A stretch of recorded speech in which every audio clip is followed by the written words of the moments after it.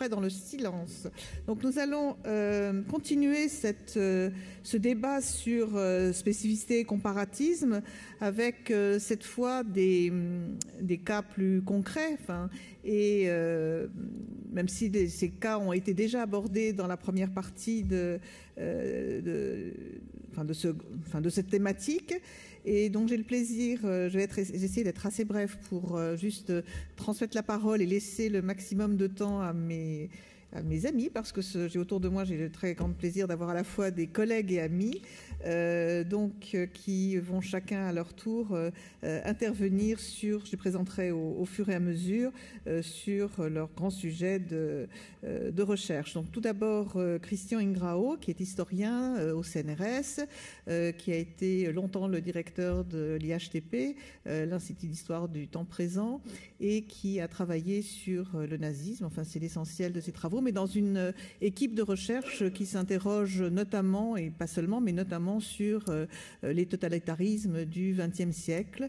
Donc il va présenter ce travail sur la singularité de la Shoah. Christian Ingrao a publié notamment, mais c'est pas bien sûr le seul de ses ouvrages ou articles, un ouvrage qui s'appelle Croire et détruire sur l'idéologie nazie. Donc je te laisse la parole tout de suite. Merci, oui.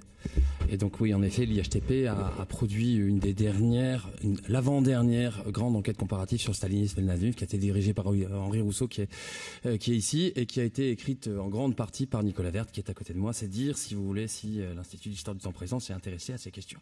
Alors, un quart d'heure pour présenter la Shoah, c'est quand même un vrai problème. C'est un vrai problème parce que, évidemment, il n'y a pas assez de temps. Puis c'est un vrai problème aussi parce que vous n'avez pas la bonne personne en face de vous. Et ça, je tiens à le dire tout de suite. C'est pas la bonne personne parce que j'ai pas l'esprit de synthèse, et qu'en second lieu, je suis un spécialiste du nazisme, certes, et d'une partie de la solution finale de la question juive telle qu'elle a été pensée par les nazis, effectivement, mais la question qu'on me pose, qui est la question de la spécificité de la Shoah, disons de sa singularité, même si j'aime pas ce mot, même si je mets le moins possible le nez dans ces affaires, dans ces questions-là, dans ces querelles-là, la question de la spécificité de la Shoah, c'est vraiment pas une question dont je suis spécialiste, et le cœur de cette spécificité, c'est-à-dire, je vais pas vous le cacher tout de suite, la spécificité pour moi de la Shoah, c'est les usines de mort, c'est les grandes installations fixes d'extermination. De ces usines-là, de cette Shoah-là, je ne suis pas un spécialiste. Et c'est pour cela que vous allez avoir droit à un tout petit peu plus qu'une synthèse, parce qu'il y a, je vous le montre tout de suite, il y a un livre qui vient de sortir et qui ne révolutionne peut-être pas la question des installations de mise à mort, mais qui en donne une des images les plus exhaustives que j'avais jamais vues. Et vous allez voir que une grosse partie de mon propos doit tout à ce livre-là. Voilà. Alors la première chose que je voudrais faire, je suis un homme bien élevé par l'université française, je fais des plans en 3 parties, et donc en premier lieu, je vais essayer de vous montrer que ce que nous appelons Shoah est quelque chose de très compliqué, dont les acteurs, bourreaux comme victimes, n'ont pas toujours eu tout à fait conscience que c'était un processus à voir dans son ensemble. Ce que l'on appelle Shoah, donc, est né dans le temps, et je vais essayer de vous montrer tout cela dans une première partie qui durera un peu moins de 5 minutes parce qu'il faut compter l'introduction. En deuxième partie, je vous montrerai ce que j'ai appelé le périphérique et le génétisable de la Shoah, c'est-à-dire ce qui ne lui est pas spécifique, mais ce qui, d'un point de vue heuristique, est extrêmement intéressant à étudier parce que c'est là qu'on y comprend sans doute une grande partie du pourquoi. Et enfin, dans une dernière partie, qui durera 5 minutes, elle aussi, je vous parlerai, grâce à ce livre, des usines de la mort. Alors, l'ambiguïté de la question, c'est que la solution finale de la question juive est une expression dont on peut très très bien retracer la généalogie, dont on voit Göring charger Reinhard Heydrich à l'été 1941, mais que si l'on s'intéresse à ce qui est son contenu, c'est-à-dire une tentative d'extermination exhaustive de la judéité européenne, l'affaire devient tout de suite beaucoup plus compliquée. Si je prends la méthode la plus simple pour essayer de comprendre un peu ce qui s'est passé, et que je repars du grand livre de Goetz-Sally qui s'appelle Endlösung, solution finale, la question des politiques de population et du meurtre des Juifs, je m'aperçois que les statisticiens de la SS, ceux qui sont responsables des politiques de germanisation et de déportation, et qui vont devenir les chevilles ouvrières du plan européen d'extermination des Juifs, commencent à penser à des politiques publiques nazies extraordinairement brutales qui concernent tous les juifs à l'été 1940. Pour la première fois, pendant le plan Madagascar, Bruno Streckenbach, Reinhard Heydrich, donc le chef de la Gestapo et du SD, le chef de la police et de sécurité du gouvernement général de Pologne, Bruno Streckenbach, et Adolf Eichmann, mettent en place les premières statistiques dénombrant les juifs à l'échelle européenne et mettent en place à ce moment-là le premier plan d'expulsion de ces juifs vers Madagascar. Ce premier plan me semble être extrêmement important parce que les historiens qui ont travaillé dessus, je n'en fais pas partie, mais les historiens qui ont travaillé dessus arrivent tous à la même conclusion qui est la suivante. On ne peut pas envisager de déporter par voie maritime 11 à 13 millions de juifs européens, c'est là les chiffres qu'avait trouvé Eichmann, dans une île dans laquelle même les Mérinas n'arrivent pas tout à fait à avoir une démographie naturelle et à mettre en place des systèmes économiques viables, sans être conscient des conséquences qui seront une réduction dramatique des effectifs démographiques de la population déportée. En d'autres termes, ce que nous pouvons dire ici, c'est qu'un imaginaire d'extermination indirecte, de laisser mourir, émerge à l'été 1940. Je ne dis pas que c'est ça la Shoah, je dis qu'à ce moment-là, on n'est pas tout à fait dans « on veut tous les tuer », mais on accepte l'idée qu'une grande partie d'entre eux meurent. Cet imaginaire d'extermination ou de réduction indirecte, c'est pas extermination, c'est plutôt réduction indirecte, qui va former, si vous voulez, qui devient une sorte d'atmosphère de la question des déplacements de population et des politiques de déportation des Juifs, on va la voir, on la voit apparaître et évoluer entre juin 1940 et août 1941. À ce moment-là, en août 1941, le paradigme qui est celui de la solution finale de la question juive est une déportation massive des juifs européens dans une sorte de proconsulat policier qui aurait pour cadre géographique, après conquête sur l'URSS, le cercle polaire arctique et la région de Mourmansk et Arkhangelsk. Ce que se disent les dignitaires SS responsables de l'office principal de sécurité du Reich, donc Heydrich et Seysseied, c'est que existent là-bas les infrastructures carcérales, les grands goulags, les grands camps de concentration, dans lesquels la population juive européenne sera prise en main et forcée au travail. En août 1941, cependant, ce paradigme-là connaît une inflexion déterminante dans les territoires qui sont occupés désormais par la Wehrmacht, des territoires soviétiques occupés par la Wehrmacht. Le 16 août 1941, à Rokiskil, ce sont plus de 3000 femmes et enfants qui sont fusillés par les Einsatzgruppen. À partir de ce moment-là, quand se met en place, si vous voulez, cette pratique d'agression spécifique qui consiste à tuer les enfants, alors si vous voulez, le paradigme et l'horizon de la solution finale de la question juive a changé, au moins dans certaines régions de l'Europe occupée par les nazis. On peut dire, si vous voulez, qu'à partir d'août 1941 jusqu'en décembre 1941, dans certaines régions au moins, ces régions sont les territoires soviétiques occupés, le gouvernement général de Pologne à partir de novembre 1941 et très vraisemblablement la Serbie. Dans ces trois régions-là, on est passé de cet imaginaire génocidaire indirect qui passe par le laisser mourir à la volonté d'extermination directe et sans doute localement exhaustive de ces populations. Entre août 1941 et le printemps 1942 se mettent en place une période qui est une période ambiguë, marquée toujours par cet imaginaire exterminateur indirect, par la mise en place progressive d'un certain nombre de programmes exterminateurs directs. Je vous l'ai montré en Union soviétique, c'est la même chose en Serbie. Nous avons deux programmes qui sont en train de naître, qui sont des programmes locaux d'extermination, l'un pour le gouvernement général sur ordre d'Himmler, mené par Globocnik à Belzec, Sobibor, Treblinka, l'autre mené par le Gauleiter Greiser dans la région de Łódź et de Poznań avec les camions à gaz de Chelmno. Mais nous avons ici encore une fois un patchwork qui se fait sur fond d'exterminateurs indirects. Dans certaines régions donc, on a un ordre d'extermination exhaustif, Union soviétique, Serbie. Dans d'autres régions, nous avons des programmes de mise à mort avec des effectifs qui sont donnés. Hein, à Poznań, pour Chełmno, c'est 100 000 ou 150 000 personnes qui doivent être tuées, etc., etc. On pense, Florent Braillard, Christian Gerlach notamment, pense qu'à partir de la déclaration de guerre des États-Unis, Hitler prend la décision de principe d'extermination de la judaïté européenne en son entier. Commence alors une période qui va de décembre 1941 à février-mars-avril 1942, lors de laquelle, 1.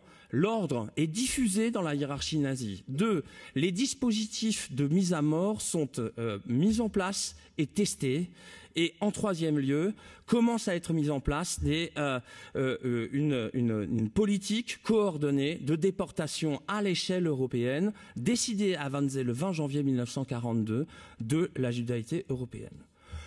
Il n'en reste pas moins que si l'on suit ici Raoul Hilberg et Christopher Browning, à la mi-mars 1942, 80% des victimes du génocide sont encore en vie. Une année plus tard, à la mi-mars 1943, la proportion s'est inversée. 80% des victimes du génocide sont mortes. Entre ces deux moments-là, l'automne 1942 et le printemps 1942 et disons allons jusqu'à l'automne 1943, vous avez une tornade génocidaire qui est extraordinairement violente, extraordinairement échevelée, avec des rythmes d'extermination qui dépassent toute la commune mesure que peut déployer un esprit humain. Le génocide à ce moment-là, la Shoah à ce moment-là, elle prend la forme que nous connaissons tout de suite, c'est-à-dire une triple forme. D'une part, les nazis ont imaginé une sorte d'extermination indirecte avec des déportations dans des contrées qui seraient inhospitalières, dans lesquelles les gens meurent de faim, de froid et de privation. Cette politique n'a jamais été réellement réalisée. Il n'en reste pas moins que le Hungerplan a véritablement existé et que pendant toute cette période qui va de 1939, en gros, date à laquelle les nazis ont de larges groupes, de larges effectifs de juifs sous leur coupe, jusqu'à 1944, une bonne partie des victimes vont mourir de faim, de froid et de privation. En second lieu, à partir de l'été 1941, le deuxième outil de la palette exterminatrice, qui est la fusillade, se met en place en URSS et en Serbie essentiellement, elle ne constitue, si vous voulez, un outil d'appoint en Pologne que très ponctuellement.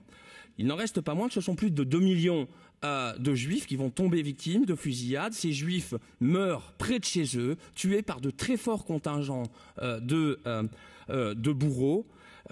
Pour la plupart, ce sont des bourreaux allemands, pour les 3000 hommes des Einsatzgruppen, mais aussi des Waffen-SS, des hommes, bien sûr, de la Wehrmacht. Je pense ici à la 707e division d'infanterie qui tue les Juifs en milieu rural en Biélorussie. Mais vous avez aussi, inexorablement, et l'enquête du Père des Bois le montre aussi, un très large consentement des populations locales européennes qui participent à la mise à mort par fusillade des Juifs, ne serait-ce qu'en fournissant de très larges contingents d'auxiliaires. Enfin, troisième et dernier outil de cette palette, 3 filières de mise à mort par installation plus ou moins fixe de gazage. La première n'est pas fixe avec des camions à gaz à Chełmno, elle est destinée aux Juifs du ghetto de Łódź. La deuxième est liée à l'action T4, qui était une action eugénique de mise à mort de malades mentaux et d'incurables, a été transposée en Pologne dans le gouvernement général, est devenue l'opération Reinhardt, c'est Belzec, Sobibor, Treblinka, vont ici tomber victimes de cette action essentiellement les 2,7 millions de juifs du gouvernement général. Et enfin, troisième et dernier programme, né à partir de l'été 1941, sans doute avec la découverte pratiquement par hasard de la très forte toxicité du cyclone B, avec la mise en place des grandes installations de mise à mort de Birkenau.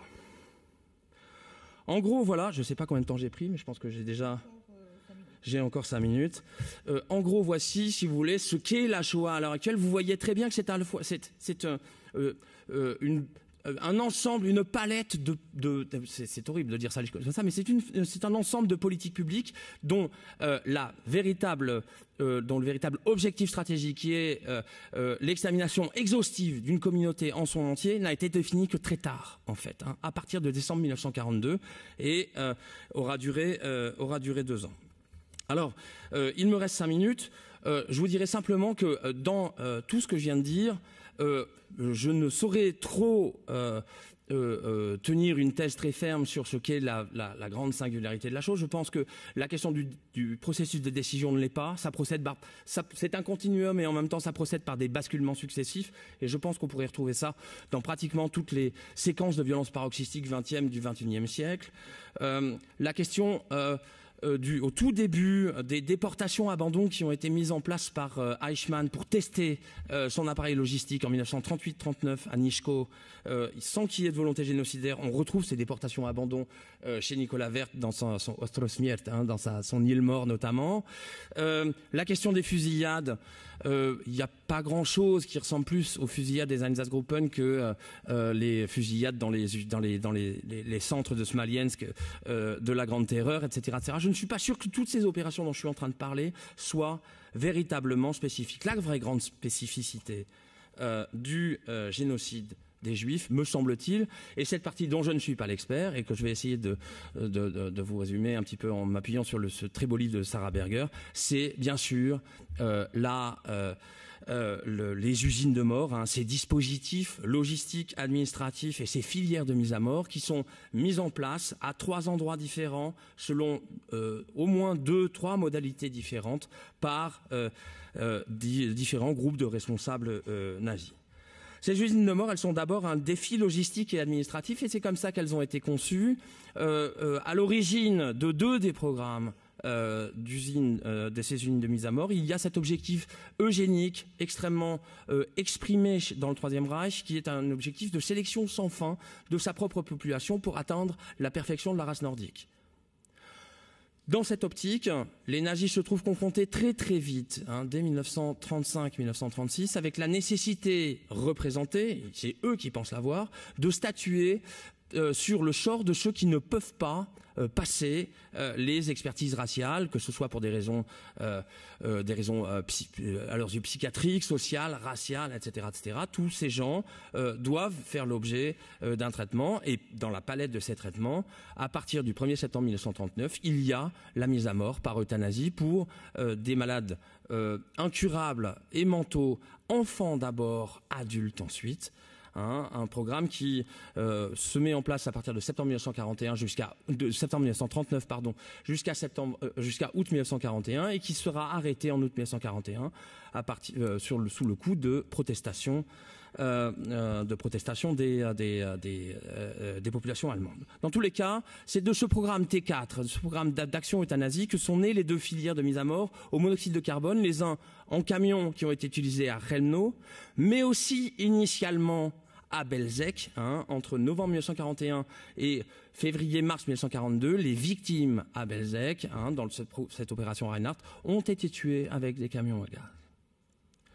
Deuxième programme de mise à mort, le programme de mise à mort à monoxyde de carbone qui est né à Belzec, Sobibor, Treblinka, et où, je pense, on trouve ici, si vous voulez, vraiment représenté la grande spécificité de la Shoah et du génocide tel que les nazis l'ont mis en place. Et je vais simplement vous raconter une journée ordinaire du fonctionnement du camp de Treblinka pour essayer de vous faire comprendre, vous faire arriver au cœur de cette spécificité. En juin 1942, le camp de Treblinka fonctionne désormais avec son ensemble de 8 chambres à gaz. Il est composé il est occupé de la façon suivante. Il y a dans ce camp 22 officiers, ou plutôt sous-officiers SS et policiers, en charge de la mise à mort, tous issus du programme T4. Ces 22 SS sont épaulés par 120 travniki, des miliciens ukrainiens et soviétiques, issus des camps de prisonniers de guerre soviétiques, envoyés dans le camp de Travnik et retournés pour servir de garde au camp. Ces gardes sont divisés en 3 équipes de 40. Une première équipe de 40 qui garde le camp du bas, le camp dans lequel arrivent les prisonniers, dans lequel ils vont se passent les opérations de logistique, de déshabillage, etc., etc. 40 autres sont à la charge du secteur de mise à mort et 40 autres enfin sont chargés de superviser les opérations de manutention des corps.